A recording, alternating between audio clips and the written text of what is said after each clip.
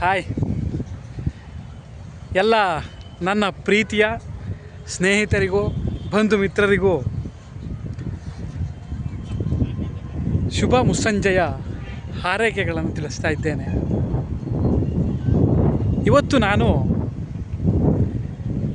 ಚೆನ್ನೈನ ಮತ್ತು ಭಾರತದ ಅತ್ಯಂತ ಸುಪ್ರಸಿದ್ಧವಾದಂತಹ ಮತ್ತು ಅತ್ಯಂತ ದೊಡ್ಡದಾದಂತಹ ಬೀಚ್ ಒಂದರಲ್ಲಿದ್ದೇನೆ. ಈ beach India's first largest beach, ಭಾರತದ ಅತ್ಯಂತ ಅಗಲವಾದ ಮತ್ತು ಉದ್ದವಾದಂತಹ ಬೀಚು ಇದಾಗಿದೆ.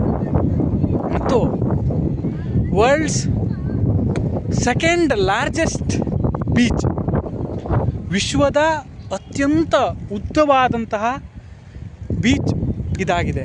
ಯಾಕೆಂದರೆ ನೀವಿಲ್ಲಿ ನೋಡ್ತಾ ಇರ್ಬೋದು, ನಾನು ಅಲ್ಲಿ ಚೆನ್ನೈನ ಮೇನ್ ರೋಡ್ ಇದೆ, ಅಂದರೆ ಹೈವೇ ಇದೆ. ಆ ಹೈವೇಯಿಂದ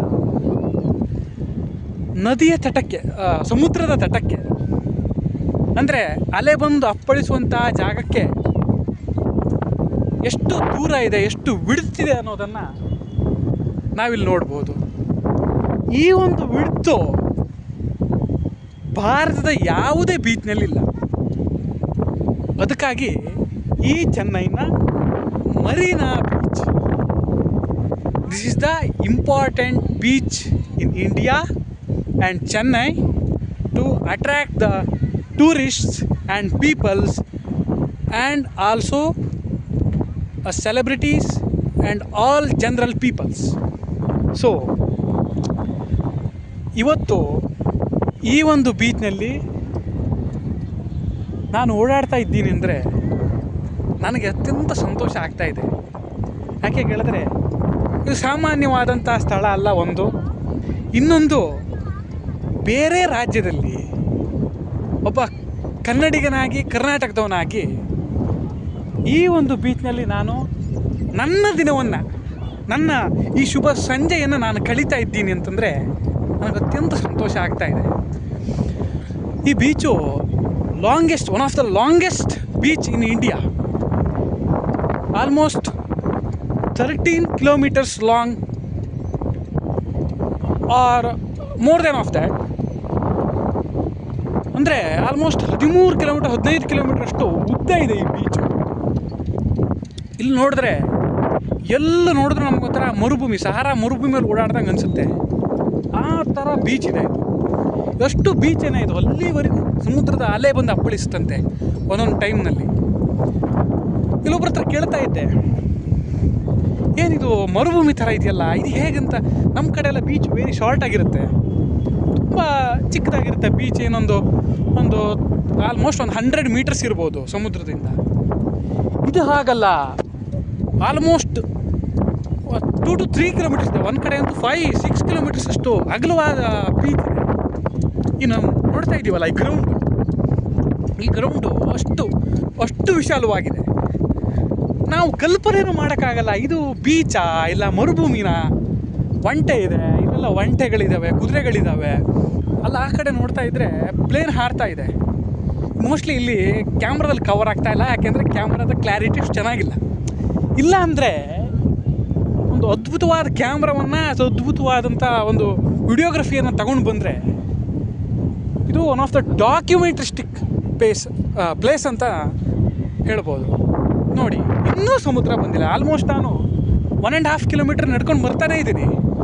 ನಡ್ಕೊಂಡು ಬರ್ತಾ ಇದ್ರು ಇನ್ನೂ ಸಮುದ್ರದ ಅಲೆ ನನಗೆ ಕಾಣಿಸ್ಲೇ ಇಲ್ಲ. ಶಬ್ದ ಕೇಳಿಸ್ತಾ ಇದೆ, ಡೆಫಿನೆಟ್ಲಿ ಶಬ್ದ ಕೇಳಿಸ್ತಾ ಇದೆ. ಒಂದಷ್ಟು ಜನ ಫ್ರೆಂಡ್ಸ್ಗಳ ಜೊತೆ ಬಂದಿದ್ದೀನಿ, ಎಲ್ಲರೂ ಮಿಸ್ ಆಗಿಬಿಟ್ಟಿದ್ದಾರೆ. ಅವ್ರನ್ನೂ ಹುಡುಕ್ಬೇಕು ನಾನು. ಹಾಗಾಗಿ ಇನ್ನೂ ವಿವರಣೆಯನ್ನು, ಇನ್ನೂ ಈ ಬೀಚ್ ಬಗ್ಗೆ ಮಾತಾಡ್ತೀನಿ ನಾನು, ಡೆಫಿನೆಟ್ಲಿ ಮಾತಾಡ್ತೀನಿ. ಇವತ್ತು ಮಾತಾಡಲಿಕ್ಕೆ ಅಂತಲೇ ವಿಡಿಯೋ ಮಾಡಲಿಕ್ಕೆ ಸ್ಟಾರ್ಟ್ ಮಾಡಿದ್ದೀನಿ. ಇಲ್ಲೆಲ್ಲ ನೋಡ್ಬೋದು, ಇಲ್ಲಿಂದ ಆಲ್ಮೋಸ್ಟ್ 1 ಕಿಲೋಮೀಟ್ರಿಂದ ಹೀಗೆ ರೋಡ್ನಲ್ಲಿ ಡಿಫ್ರೆಂಟ್ ಶಾಪ್ಸ್ ಇದೆ, ಅಂಗಡಿಗಳಿದ್ದಾವೆ. ನಾವೇನು ಶಿರಸಿ ಜಾತ್ರೆನಲ್ಲಿ ಅಥವಾ ನಮ್ಮ ಊರ ಕಡೆ ಜಾತ್ರೆನಲ್ಲಿ ನೋಡ್ತೀವಲ್ಲ, ಆ ಕಡೆಗೆ ಅಂಥ ಎಲ್ಲ ಫೆಸಿಲಿಟಿಗಳು ಈ ಬೀಚ್ನಲ್ಲಿ ಸಿಗ್ತಾ ಇದೆ.